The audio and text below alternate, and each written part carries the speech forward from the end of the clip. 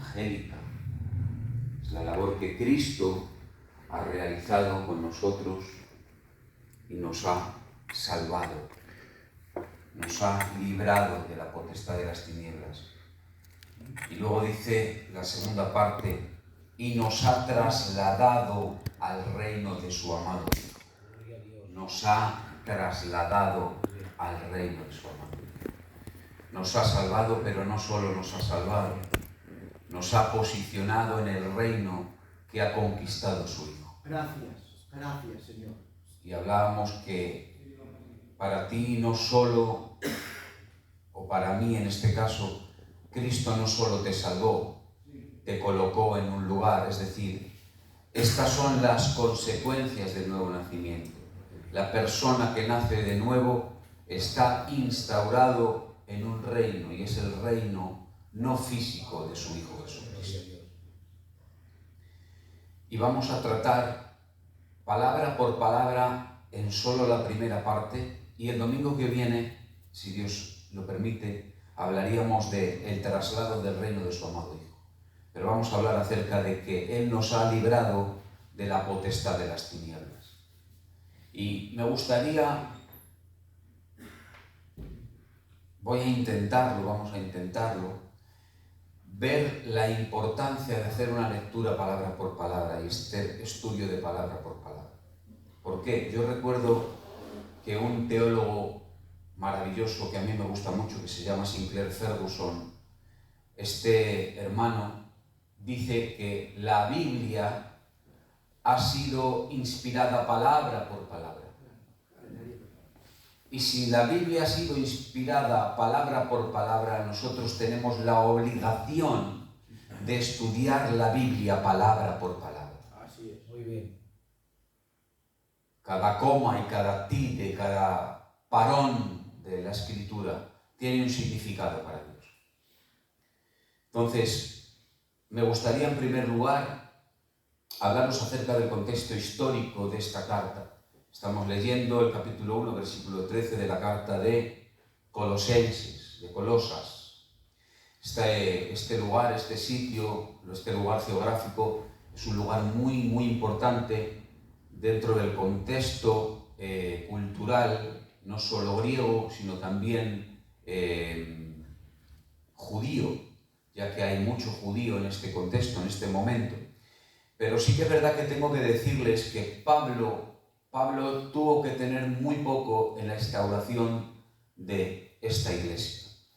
Dicen los que más saben que tal vez lo único que hizo fue ir de paso, o que tal vez solo predicó, pero que él, no hay indicios exactos de que él tuviera una participación activa en la elaboración de la iglesia.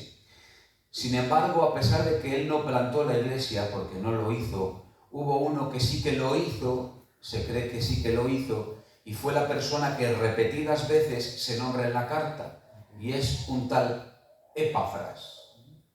Ese Epafras, que se le nombra varias veces, aunque no se hace alusión a su pastorado, tal vez fue el que plantó la iglesia.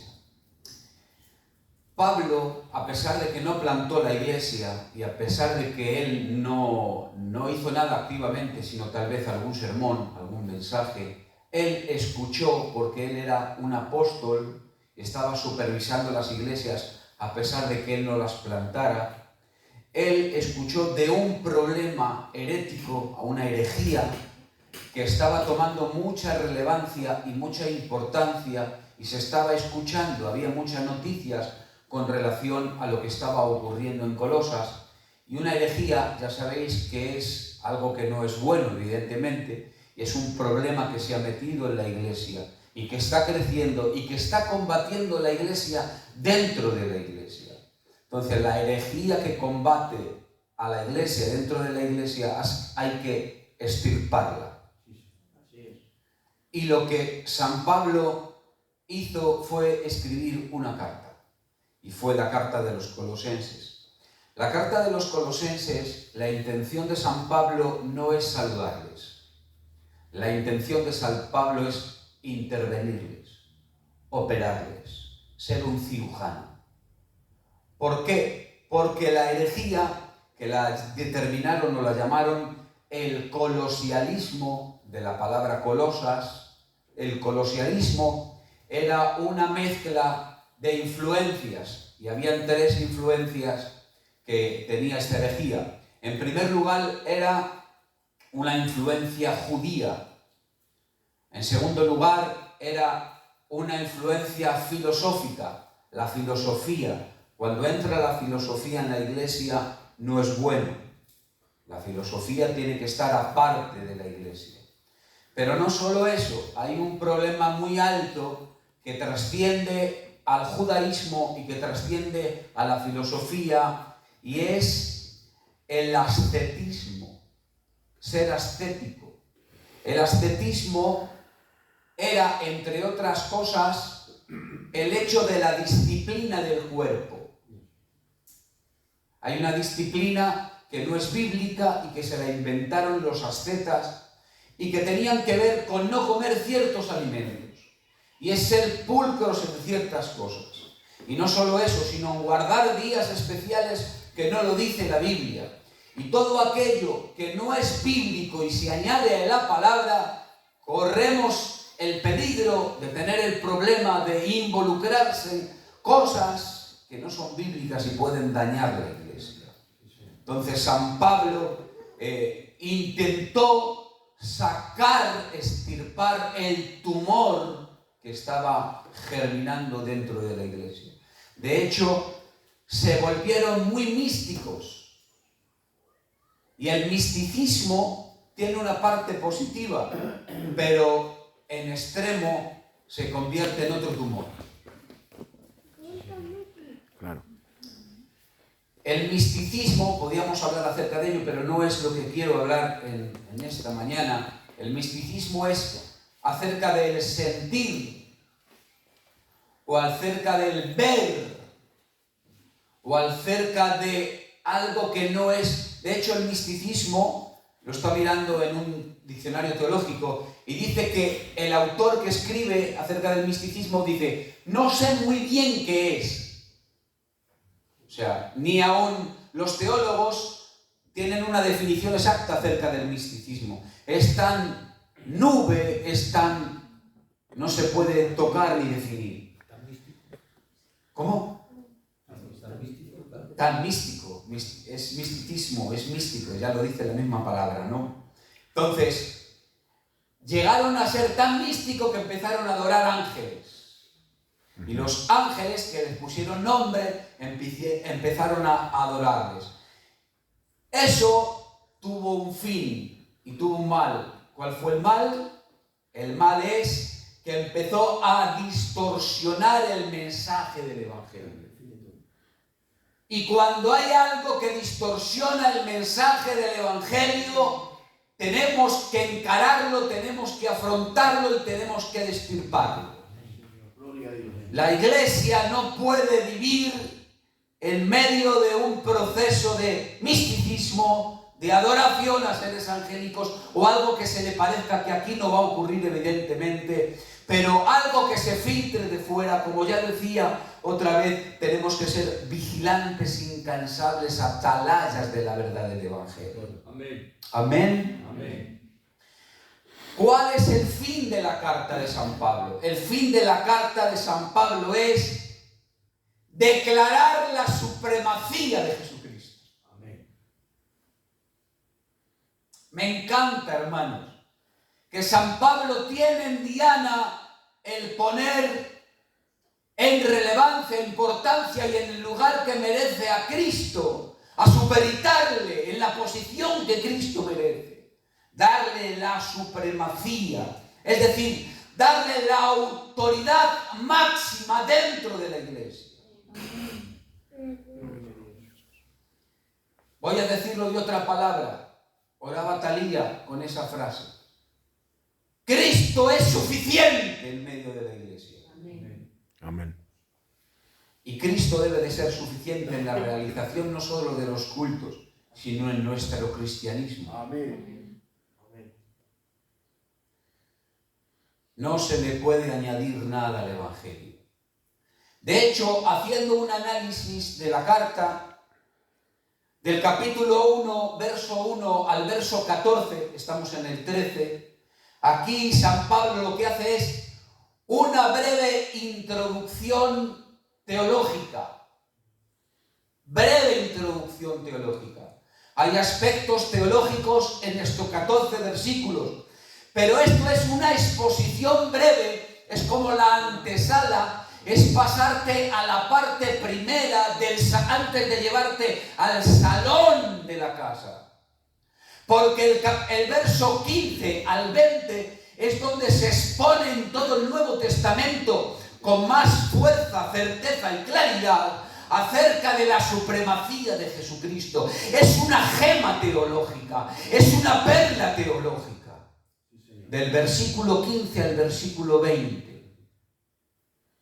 Entonces, antes de poner en relieve San Pablo la verdad de la supremacía de Jesucristo, empieza a decirnos San Pablo, empieza a decirnos en el verso 13, Jesucristo, el cual nos ha librado de la potestad de las tinieblas. Intenta poner en relieve, compactar el Evangelio con una frase. Este Jesucristo, del cual voy a hablaros ahora acerca de la supremacía, suficiencia y autoridad de Jesucristo, ese nos ha librado de la potestad de las tinieblas y nos ha trasladado al reino de su amado Hijo. Aleluya. Aleluya. Nos ha librado de la potestad de las tinieblas. Número 1, nos ha librado. Librar. Esta frase, librar, es un verbo, es una acción, determina una acción. Ahora, la palabra librar, cualquiera de nosotros podíamos decir una definición. Si yo os dijera, ¿qué es librar? Cualquiera de vosotros me daría una definición exacta porque tiene un campo semántico de definiciones muy alto. Sin embargo, el verso griego... Se acabó la vida. Sin embargo, el verso griego, el texto griego, acerca de librar, tiene una etimología. Y voy a explicarlo. Si se me escucha bien, no importa. Sí. Hay un uso del verbo, que este uso del verbo está distribuido en muchos lugares. De hecho, la mitología griega, los mitos griegos, la toman para salvar o guardar. Eso es librar. Salvar o guardar. Y los griegos hablaban de salvar o guardar ¿qué? Salvar o guardar personas, salvar o guardar ciudades, salvar o guardar murallas o salvar o guardar países.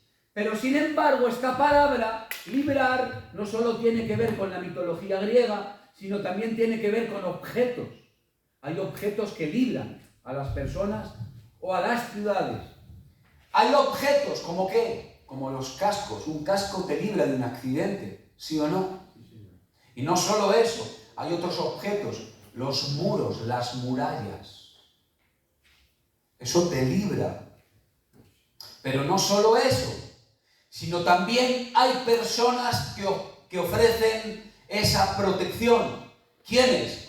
Son príncipes que legislan, autoridades, gobernadores, la policía, cuerpos oficiales, gobernantes del Estado, ¿sí o no? Sí. Sin embargo, si nos vamos a la Biblia, si nos vamos a la palabra del Señor y nos vamos precisamente al Antiguo Testamento, al Antiguo Pacto, vemos hombres que se convierten, su trabajo se convierte en eso. Podemos hablar acerca de Moisés, de Débora, Gedeón, Jefté, Sansón. Esos eran libertadores o libradores. Hombres que Dios los colocó para libertar al pueblo de Dios en el Antiguo Pacto.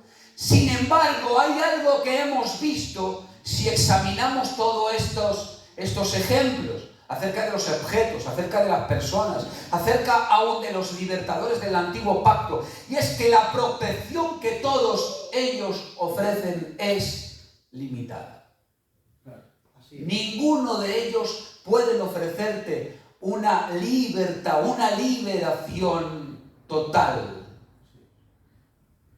Sin embargo, me encanta, me bendijo mucho el Señor cuando vi 3 textos extraordinarios en el Antiguo Testamento que no solo hablaban de la acción, sino acerca de la persona y el carácter que desarrolla este texto. Y es que el libertador por antonomasia no es Sansón, no es Jefté, sino Jehová mismo. Dios mismo es quien liberta. Y me encanta porque Él salva según su misericordia. Así es. Nehemías capítulo 9, versículo 8. Él salva según su misericordia. Pero no solo Él salva según su misericordia, sino que Él lo hace por amor de su nombre, por amor de sí mismo. Él es la causa por la cual extiende salvación. Amén. Sí, Señor. Así es. No hay nada externo que lo motive a salvarlo. Es algo que está intrínsecamente en la persona de Dios mismo. Amén. Y justamente Él lo hace porque Él, su propio nombre, identifica que Él es Salvador. Isaías capítulo 63, versículo 16. Él, su nombre es Salvador.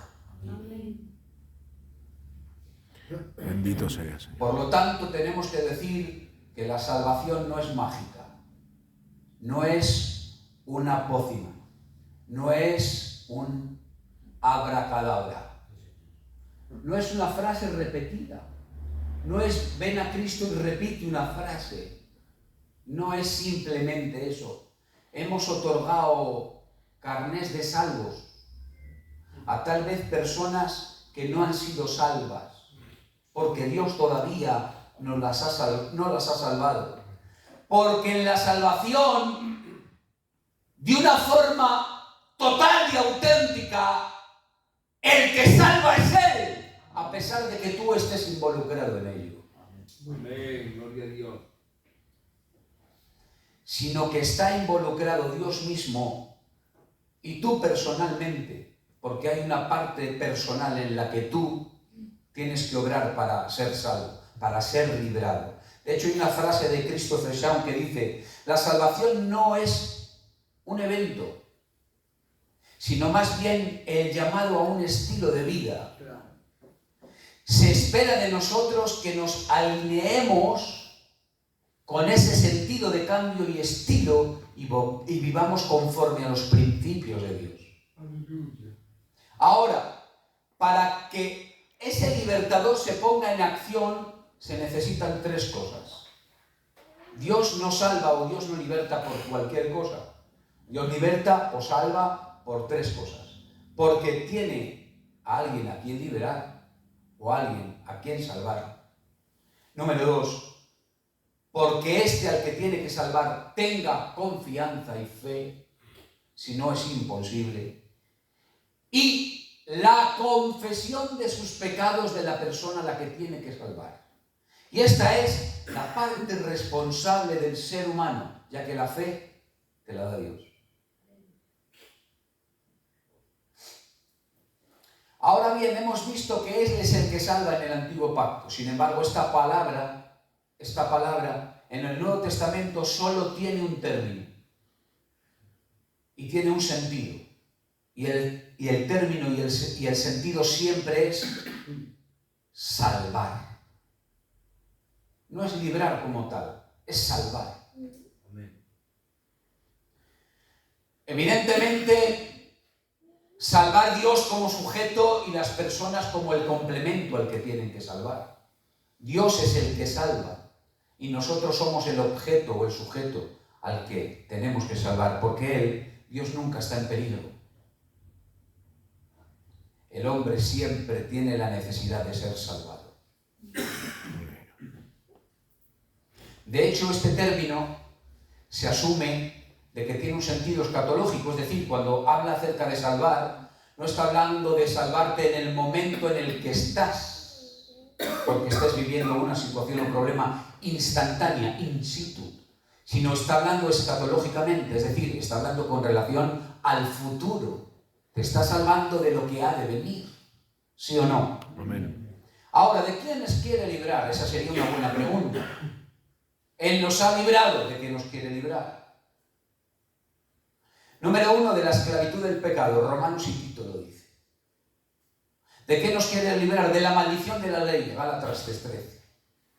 ¿De qué nos quiere librar? Del poder de Satanás. El que acabamos de leer. Capítulo 1, versículo 13 de Colosenses. Número 4. Del juicio venidero. Romanos capítulo 5, versículo 9. Nos ha librado. Y ahora nos tenemos que ir al griego, porque está escrito en griego, no está escrito en español. Y ahora vamos a ver el sentido que tiene la palabra librar. En el griego es ridomai. Y me encanta, porque el campo semántico que tiene, cuando hablo de campo semántico, estoy hablando de las definiciones, las diferentes definiciones. Voy a poner un ejemplo para que las hermanas, porque los hermanos ya lo conocen con la clase de exégesis bíblica, voy a poner un ejemplo breve para que ustedes lo entiendan. Y si yo hablo de un banco, que es el ejemplo que siempre pongo, banco, y yo digo, he ido al banco, ustedes no piensan que yo he ido a un banco a sentarme, he ido al banco a sacar o meter dinero. Pero la palabra banco no solo tiene la definición de banco de meter dinero, también está el banco donde uno se sienta, el banco de peces, el banco de datos, etcétera, etcétera, etcétera. Entonces, hay un campo que hay semillas diferentes de definiciones diferentes. ¿Se ha entendido ahora? Vale. En este caso, me encanta porque este verbo griego, riomai, tiene una definición compuesta. Y yo aquí he dado gloria a Dios, llevo dándole gloria a Dios 10 días. Me encanta. Porque dice, sacar de un peligro, sacar de un estado negativo, sacar de una situación desagradable, salvar, librar, libertar. Pero en realidad la composición de la palabra es sacar de un peligro tirando hacia sí.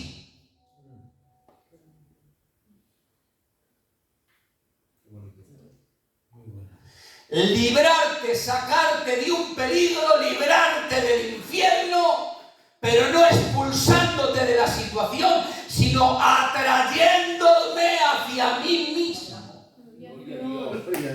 Gloria a tu nombre. Es decir, no solo nos explica el significado, sino que gráficamente nos dice cómo lo hace, cómo te atraigo hacia mí, porque no hay otra forma de poder librarte y sacarte de esa situación si no es hacia mí, conmigo, en mí.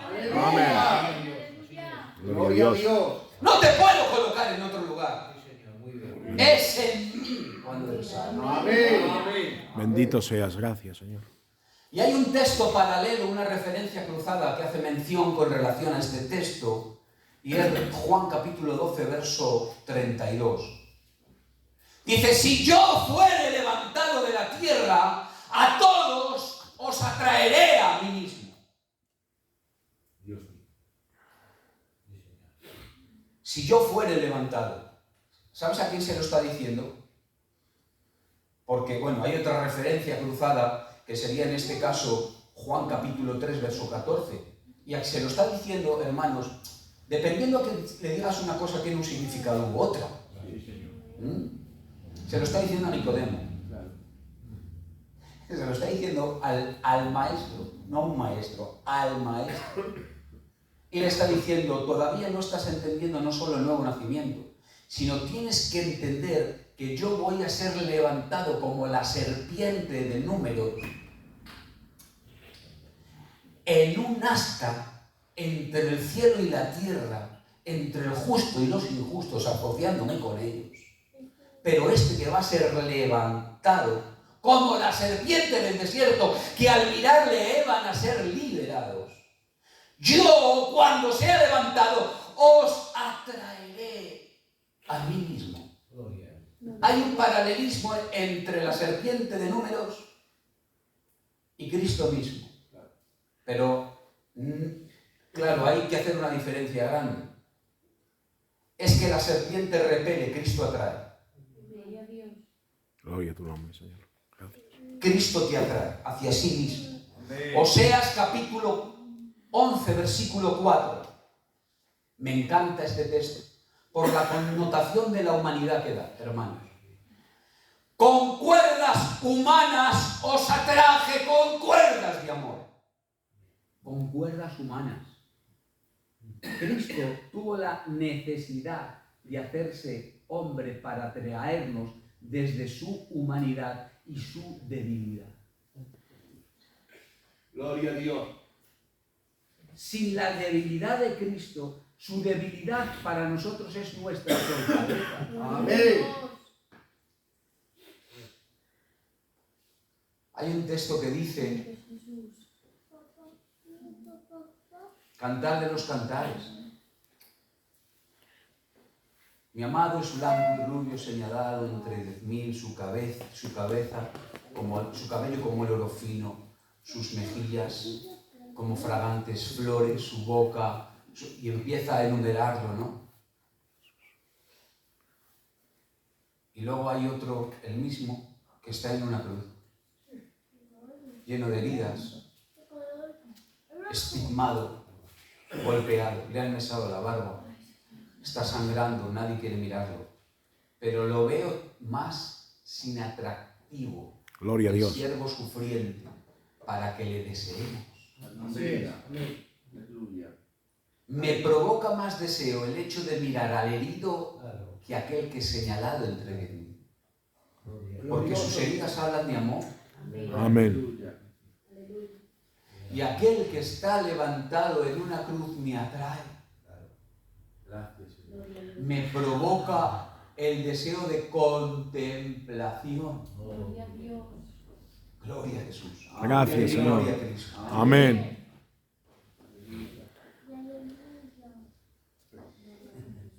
Cristo le declaró a Nicodemo que la atracción de la cruz sería más poderosa que toda la fascinación de la serpiente de este mundo.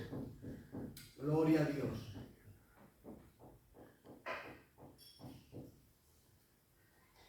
El magnetismo de la cruz es ahora conocido por todos los hombres. Por poco que se comprendan los misterios de la cruz. No puedo conocer completamente el misterio de la cruz. Así es. Grande es el misterio de la tierra. Dios manifestado en carne, visto de los ángeles. Es un misterio que ni aun San Pablo ha podido desvelar. Pero ese misterio, que es un misterio que nadie puede desvelar, aunque sea un misterio, provoca el deseo de querer conocerlo.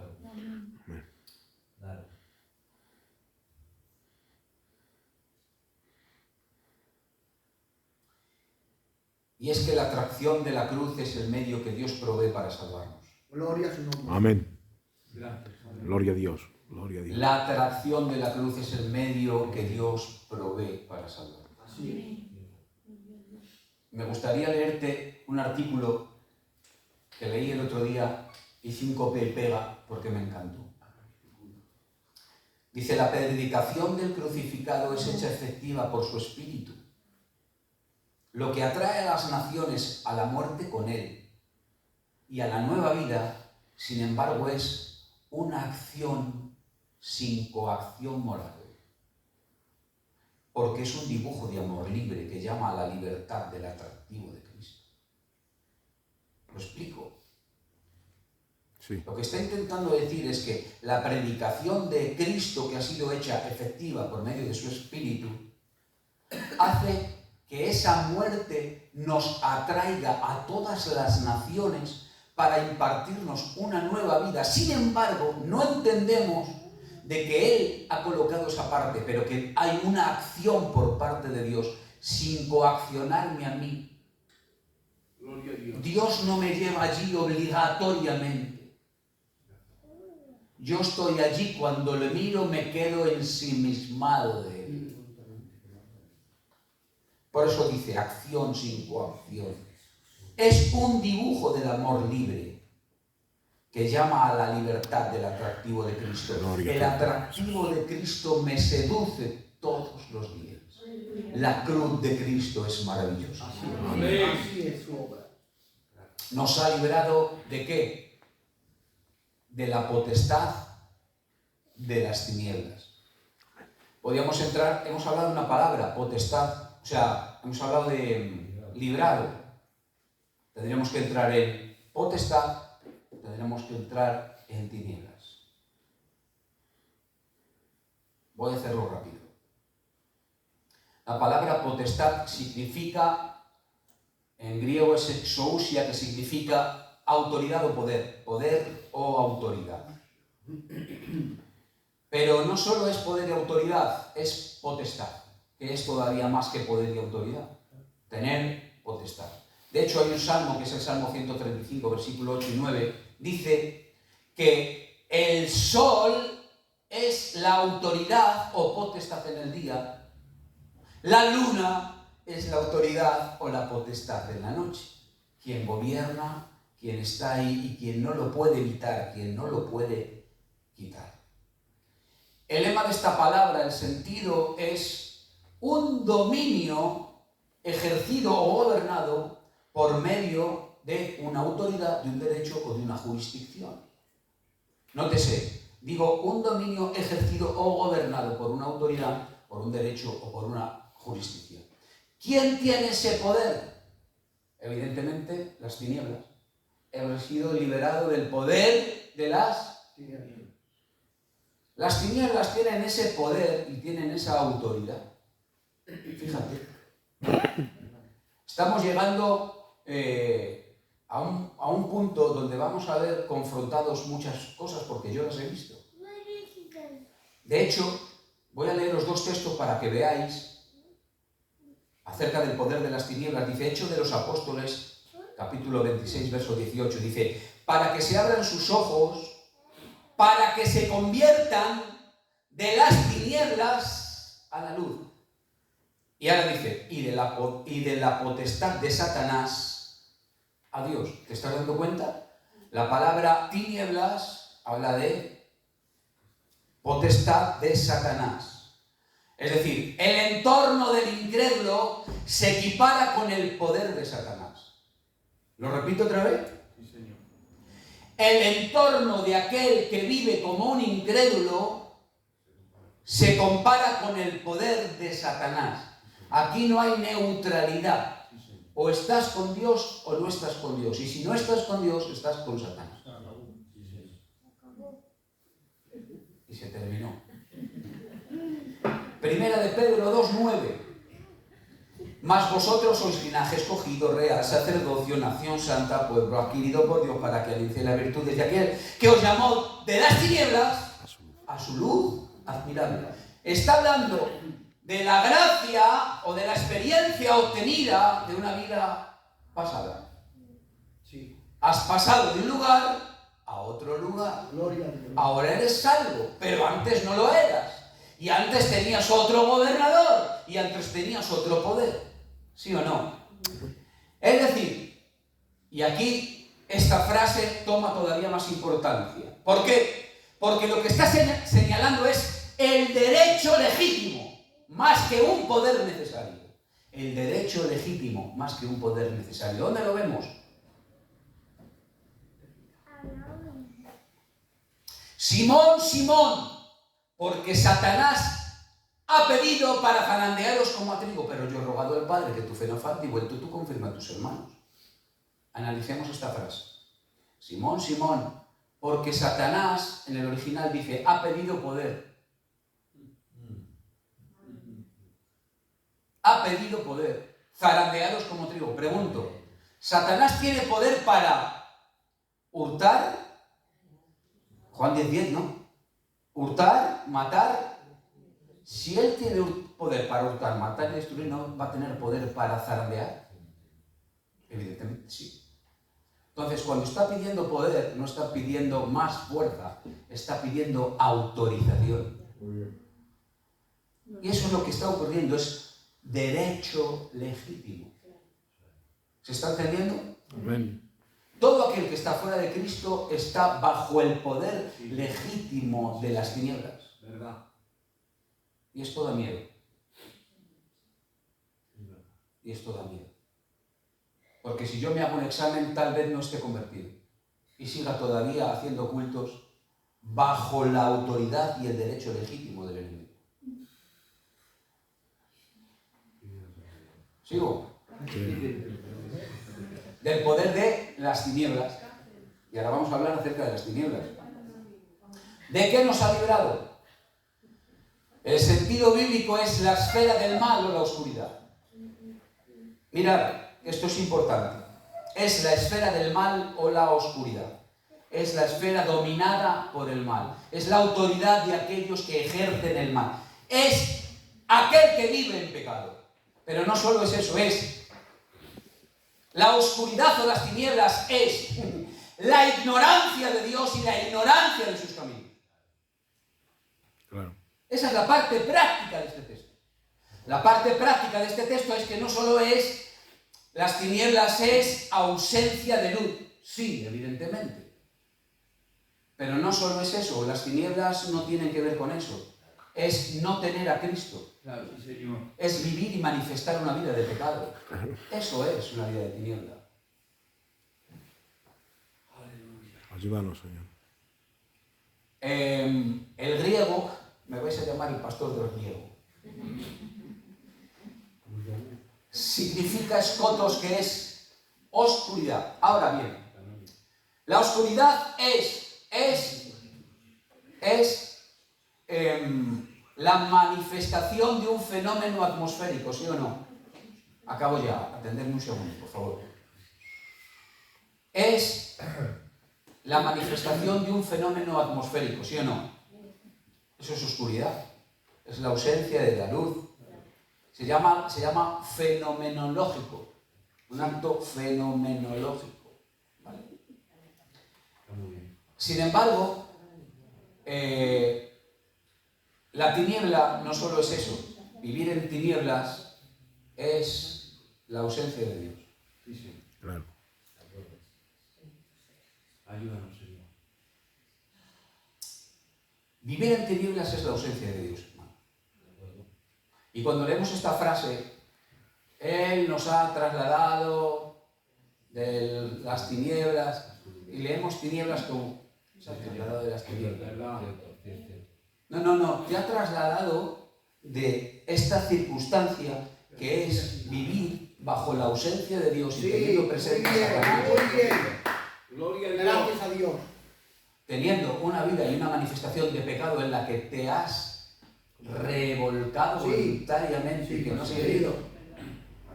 Eso es la tiniebla. Claro. La tiniebla es que Satanás gobierne y te manipule Dios. como una marioneta.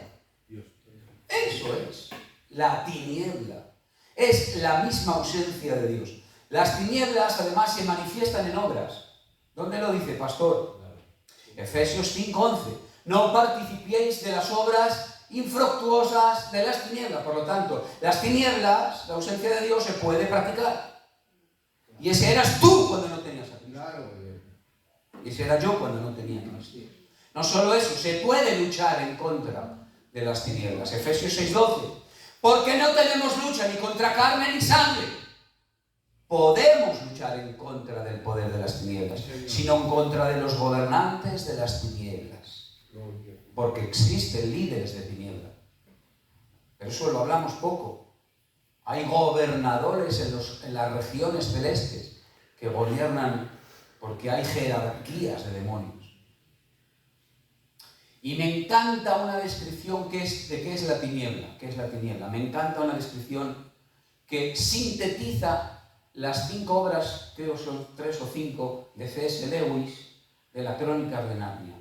Las Crónicas de Narnia son 3 películas o 5 películas, ¿cuántas son? No me acuerdo. 3. Las 3 películas de las Crónicas de Narnia se las escribió a un sobrino suyo. Sin embargo, las Crónicas de Narnia Aslan es Cristo, ¿no?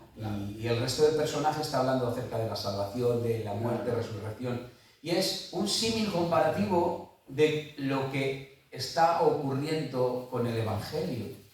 Pero me encanta que cuando cruzas la puerta en las crónicas de Narnia, allí siempre hay invierno. Claro. Nunca hay verano.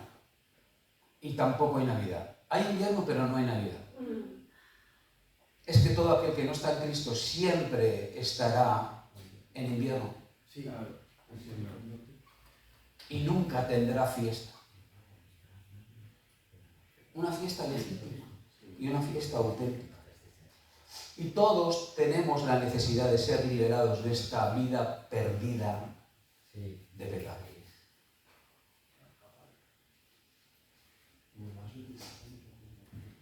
Ahora, me encanta, y acabo ya,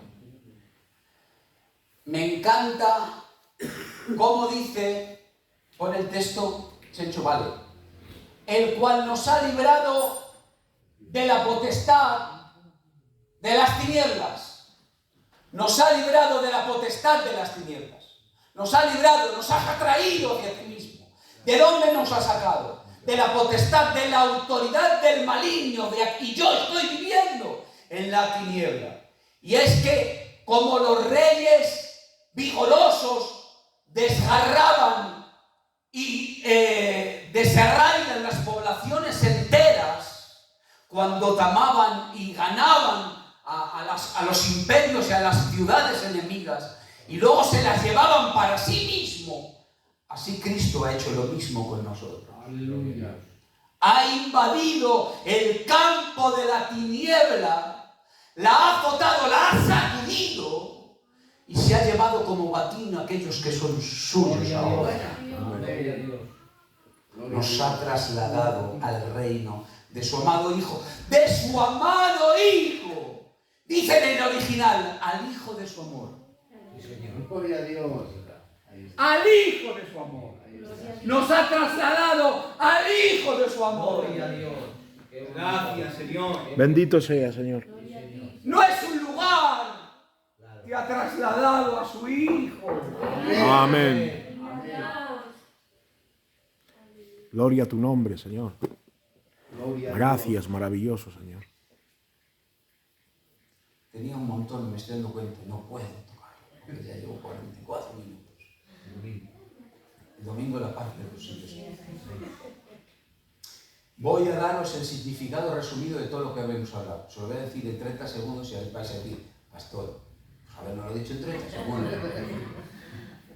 Pero no es lo mismo, ¿verdad? No. Muy parecido. No es lo mismo ir a los zagales que ir a la Borventil. Los zagales, Vale. Jesús, a través del acto amoroso de su sacrificio, Él ha tirado hacia sí mismo para llevarnos a Él y sacarnos del poder de Satanás. Y dejemos de estar gobernados por las tinieblas, ausentes de luz, para ser trasladados al reino de Cristo. Gloria a Dios. Ese es el mensaje. Que Dios os bendiga.